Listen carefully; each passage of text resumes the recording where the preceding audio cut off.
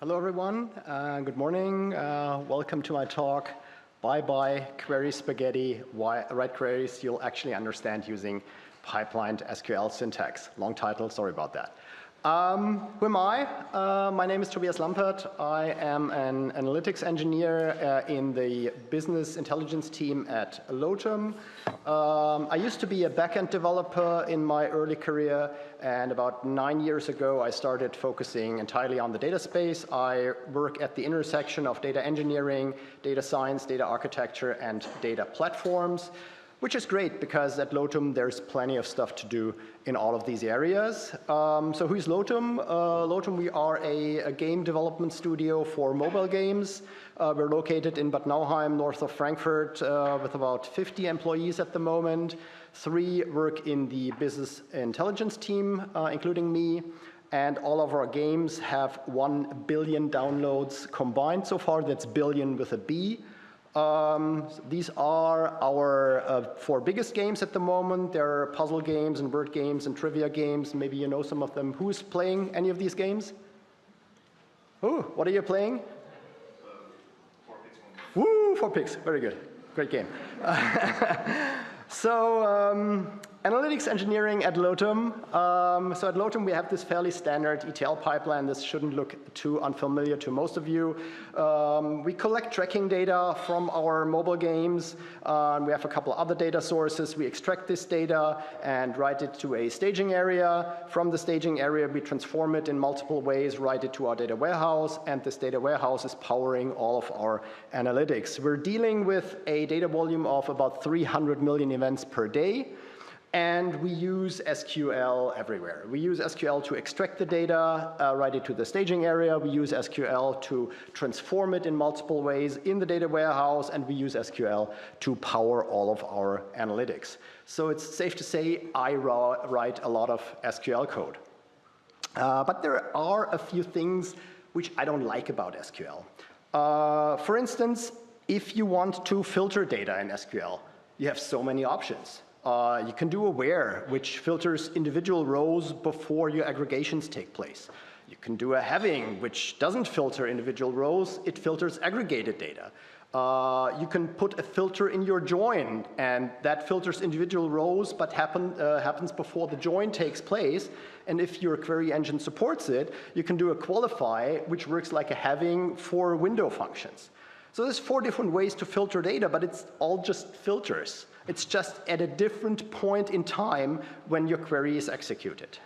So SQL is a declarative language. It's pretty good at describing how your end result should look like, but it's not good at telling you how to get to your end result. You have this rigid structure. You have to write select, from, join in exactly this order, and you're limited to 1 where, 1 group by, 1 having, and if you have complex logic, complex multi-step logic that doesn't fit into this rigid structure, then you're forced to use CTEs or subqueries.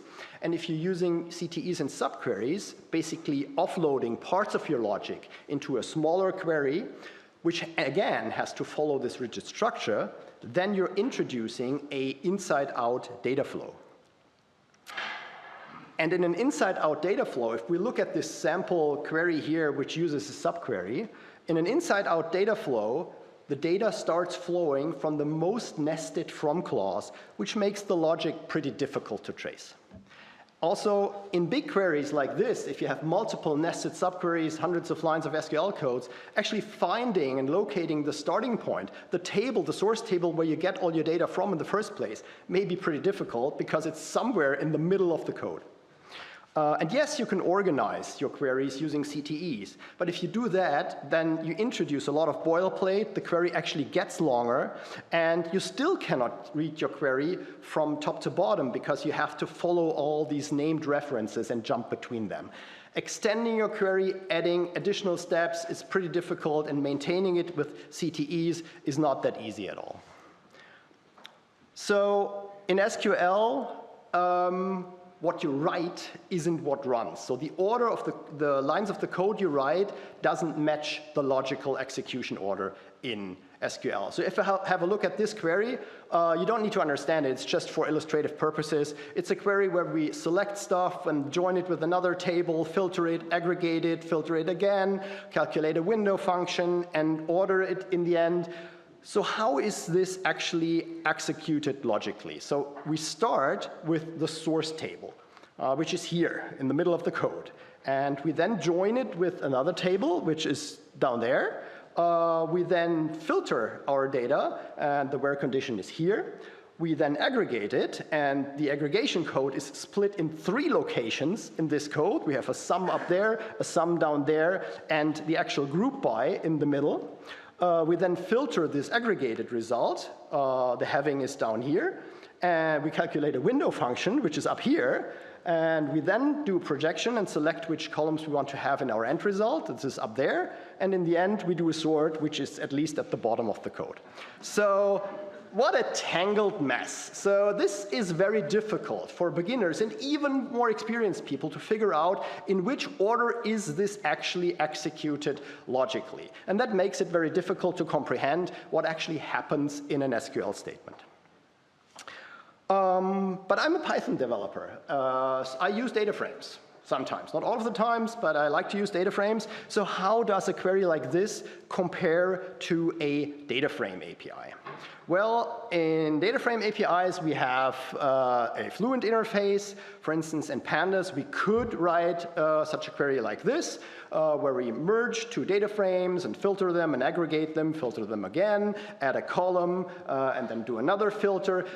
This is a little unfair, I must admit. In Pandas, you wouldn't do this. Pandas doesn't have lazy evaluation. You would probably split this into multiple intermediate data frame results. But in Polars, you would. Polars has lazy evaluation. It can do predicate pushdowns. You would write a query like this by chaining operators in a single query. And the same applies to PySpark. The syntax is just a little different. So in using data frames, I actually have a very clear order of operations. The operators are chained together. I know exactly what is executed one after another. I can apply the same type of transformation multiple times in the same query. I can do multiple filters, multiple aggregations, and so on. Also, I can easily debug the query because I can run this chain of operators up to a certain point and inspect my intermediate result of my data frame at that very point. Try doing that in SQL. Also, I have usually one consistent method for all data filtering. There is no having and qualify and where, and that basically is a filter at different points in time in the query. I have one filter method that does all my filtering, and depending on where in the chain I place my filter, it has a different meaning. So, data frames are all nice, but I'm heavily invested in SQL. I've got tons of SQL code. I use query engines which support SQL, and SQL is good. But can I do something like this directly in SQL? And well, in 2004, the folks at Google released a research paper titled SQL has problems, we can fix them, pipe syntax in SQL. And what they said basically is SQL is good, but the syntactic structure is not.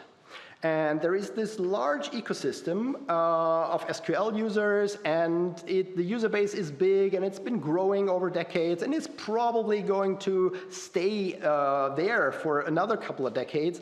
None of the alternative query languages like PQL, PRQL, Malloy, it's like all niche products. None of them ever has become mainstream. So they say, okay, let's address the issues SQL has by fixing the syntactic structure and not migrating away from SQL. So how does this pipe syntax they're proposing look like? In pipe syntax, you write database queries by chaining sequential operations together.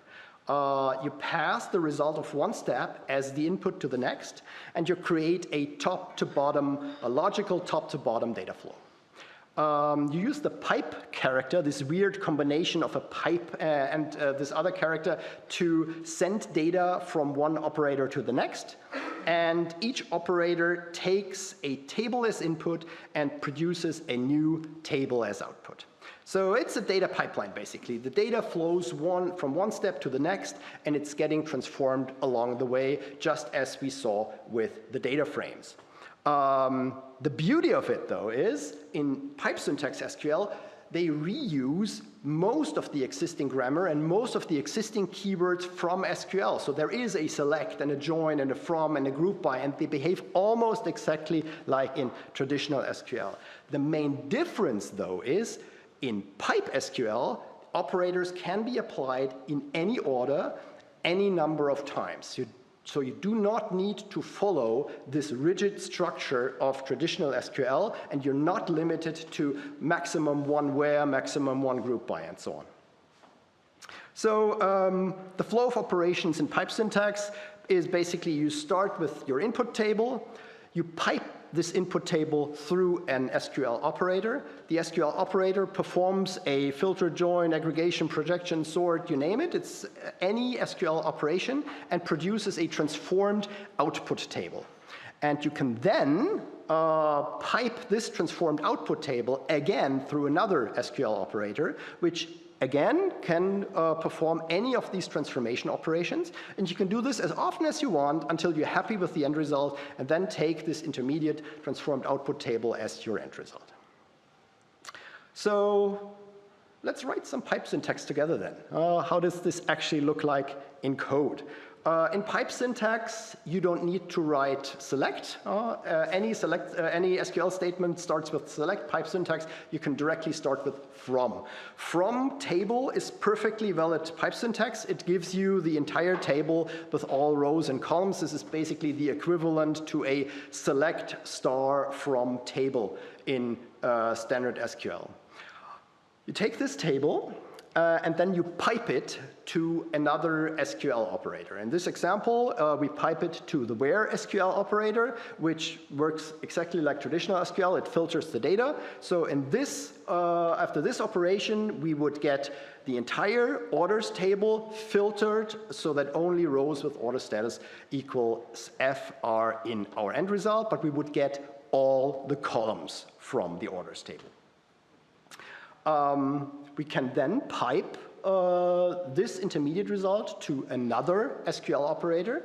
And there is a select SQL operator, which works a little different than in standard SQL. The select operator just helps you to pick which columns you want to have in your end result. So after the first two operations in this pipeline, we would still have all the columns from the orders table. If we don't want to have them all in our end result, we use the select operator to limit it to just a subset of the columns of the table.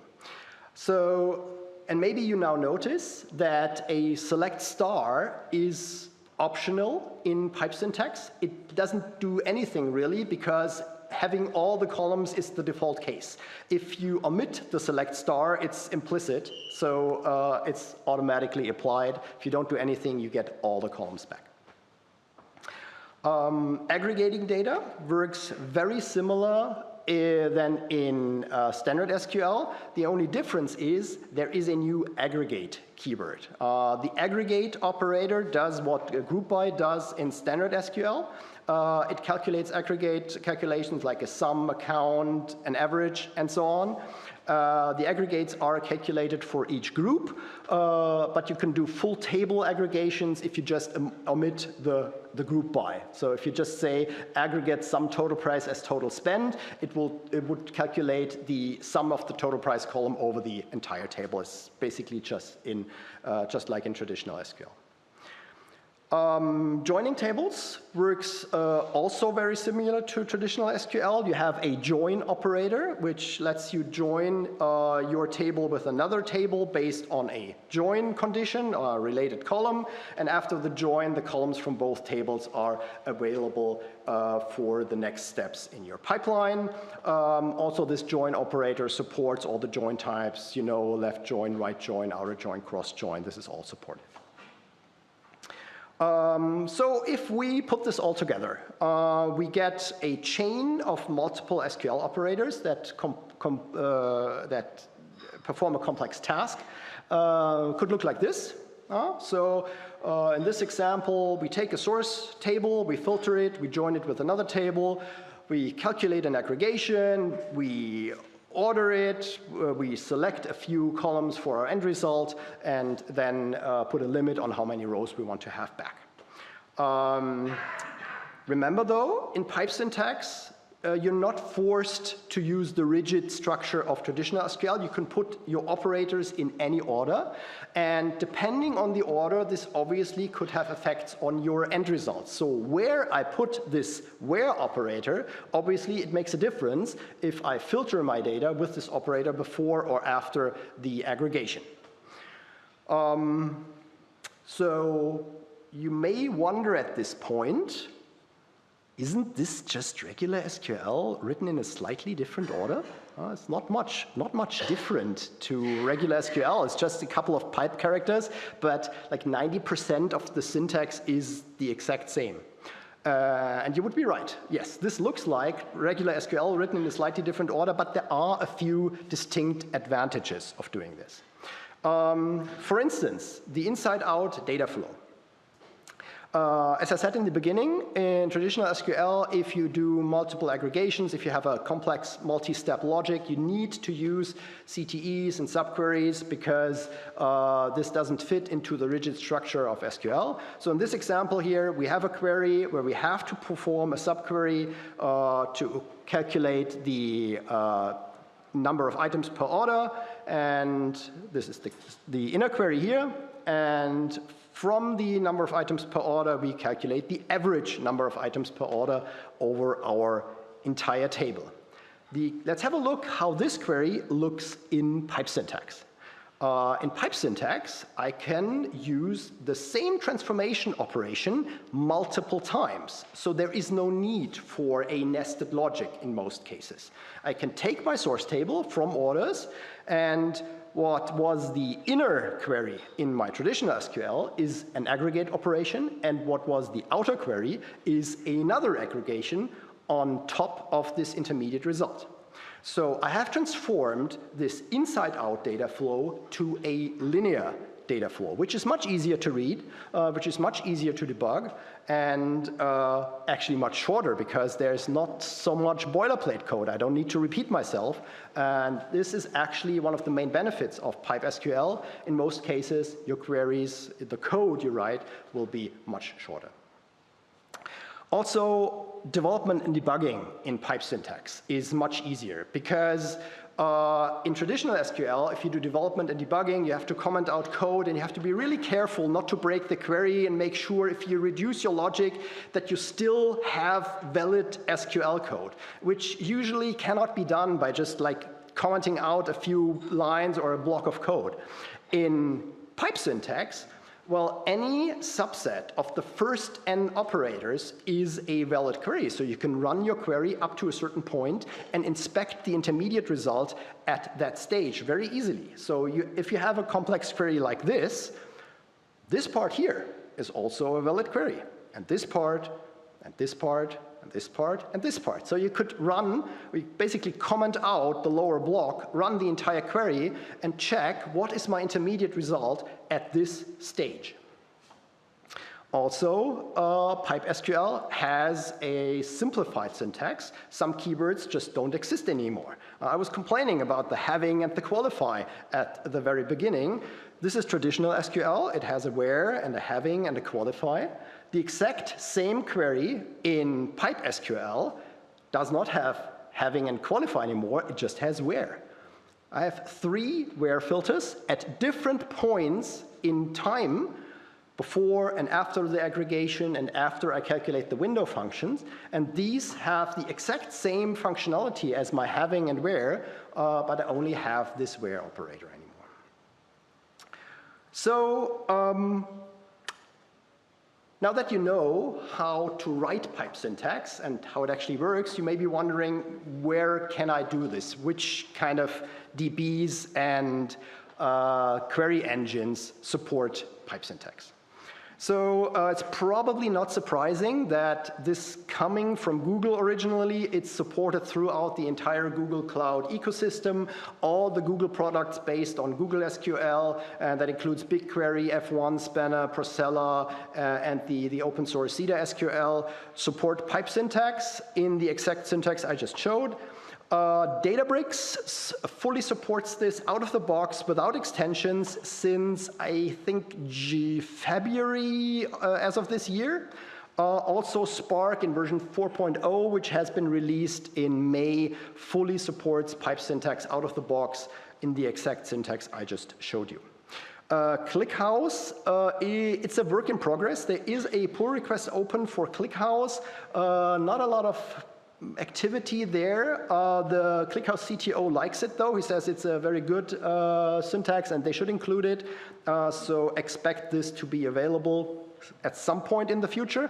For DuckDB, there is a community extension, which is I'd say experimental. I tried it. It only supports part of the syntax and it needs a little bit of work, but with the vibrant DuckDB community, I guess this is going to be available rather soon. If your engine does not support pipe syntax and you still want to try it, you can use an SQL transpiler. An SQL transpiler takes your pipe syntax code and converts it to traditional SQL code in any dialect you want to have, basically unwrapping these SQL operators into traditional CTEs and subqueries. SQLGlot, for instance, is one of the more popular SQL transpilers, supports pipe syntax since the version released in June this year. And with a little bit of Python code, for instance, you can take your pipe syntax SQL query and you just need to say, hey, the input dialect is BigQuery. And then you can convert it to any dialect of your SQL query engine you want to have. This works really nice. Also, the other way around, by the way, we just talked about pipe syntax to traditional SQL. Probably more interesting for most of you is you have traditional SQL and want to convert it to pipe syntax. There is no tooling really on the market for this at the moment. The folks at Google kind of declared this as a future development. I haven't found anything, at least nothing that's really stable. But you can use AI, obviously, to write queries in pipe syntax and translate traditional SQL to pipe syntax. Basically, you just have to say, write the query in Google SQL pipe syntax. Keep in mind, though, this is a fairly new concept. There is not a lot of documentation out there, and there is definitely not a lot of pipe syntax SQL code these models could have been trained on. So you will run into weird hallucinations, syntax that's completely invalid, and some of the models out of the box will actually claim there is no such thing as pipe syntax. But this can easily be fixed. You only have to include the pipe syntax documentation in the context, take it from the Google page, the Spark page, or the Databricks page. It's a single page HTML document, it's not that long. Put it in the context, and after you've done that, most of these models will write absolutely accurate and very beautiful pipe syntax code for you. And that concludes my talk. Thank you for your attention. I have prepared the slides for you here. They contain a lot of additional information on pipe syntax, which I could not fit into this 25-minute talk. They show you some additional operators for projections, like for adding calculated columns, dropping columns, renaming columns. Also show a lot more examples where pipe syntax actually shines, how to add quick filters or reuse aliases. Check it out. I am Tobias Lampert. I work for Lotum in the business development team together with Fabian and Wessel. And by the way, we are hiring an additional analytics engineer. So if you are an SQL wizard and would like to write some pipe syntax with me for mobile games, then please let me know.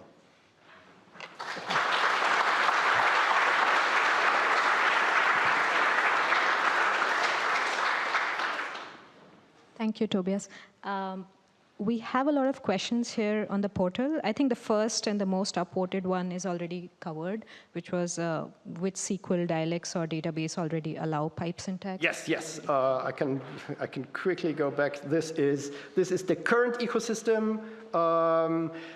By the way, the landscape is a little bit divided. So you have the traditional big like relational databases like Oracle, SQL Server, even SQLGlot, which are kind of opposed to this, which think it's not a good idea, so it will probably never be included on this side of the SQL world. And then you have the analytical databases like BigQuery, Databricks, Spark, and all kind of the analytical side is much more open to pipe syntax, so expect it to be available there in the very near future. But this is all pretty new, and considering in BigQuery, I think it's available since like 4 or 5 months out of beta, so expect more widespread adoption for this in the next months. Thank you. The next most upvoted question we have is, have you tried combining PipeSQL with DBT, and will PipeSQL be translated to lineage graph in DBT by any chance? I'm not using DBT. I can imagine it works really nice because in the end, it's just SQLs. DBT is pretty agnostic and it should work really well. And it's SQL syntax like any other. So it's executed by your query engine in the end. It doesn't need any translation by DBT in any way. Is the evaluation of a pipeline lazy? If no, what happens with the middle? That's a very good question. So performance is a thing. It's a kind of a double-edged sword.